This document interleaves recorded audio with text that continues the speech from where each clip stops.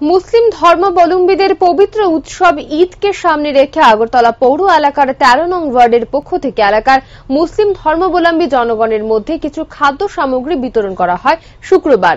এদিনের অনুষ্ঠানে উপস্থিত ছিলেন রাজ্য বিজেপির সাধারণ সম্পাদিকা পাপিয়া দত্ত সহ অন্যান্যরা। সাংবাদিকদের মুখোমুখি হয়ে তিনি জানায়, মূলত যে কোনো অনুষ্ঠানে আনন্দকে ভাগ করে নেওয়া, সেই লক্ষ্যেই ঈদের আনন্দ উৎসবকে সামনে রেখে এই কর্মসূচি এদের হাতে নেওয়া হয়েছে।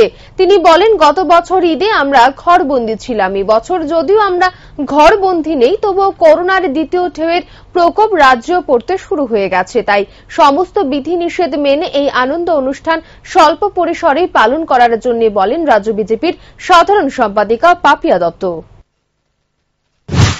প্রতি বছর এই সময়টা যারা মুসলিম ধর্মাবলম্বীরা থাকেন তারা গোটা একটা মাস ধরে তারা নিষ্ঠার সঙ্গে রোজা পালন করে থাকেন, সারাদিন না খেয়ে।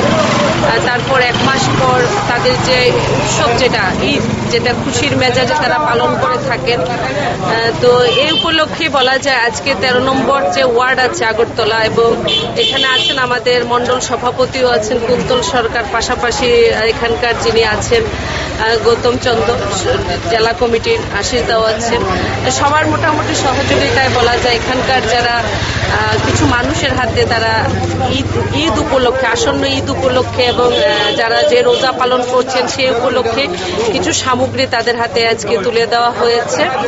আজকে খুব ভালো লাগছে, কারণ যে কোনো উৎসব মানে সেই আনন্দটা ভাগ করে নেওয়া। তো আজকে আমিও তাদের মাঝখানে এসেছি সেই আনন্দটাকে ভাগ করে নেওয়ার জন্য। তো পাশাপাশি ঈদ উপলক্ষে আমি সবাইকে অবশ্যই আমি শুভেচ্ছা দেব এই জায়গা থেকে।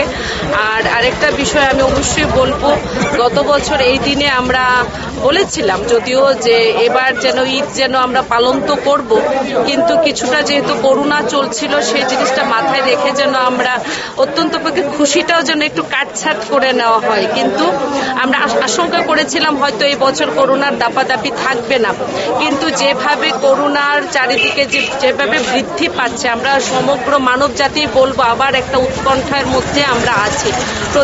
প্রতিনিয়ত করোনার যে সংখ্যা সেটাও বাড়ছে, মৃত্যুর হারও কিছুটা বাড়ছে। তবে ভয়ের কিছু নেই। আমার মনে হয়, আমি আশঙ্কা করছি যতক্ষণ যেভাবে ভ্যাকসিনেশন ড্রাইভটা চলছে নরেন্দ্র মোদীজির আহ্বানে, আমরা ভ্যাকসিনেশনটা যখন কমপ্লিট হয়ে যাবে সেই জিনিসটাও ধীরে ধীরে কমে আসবে।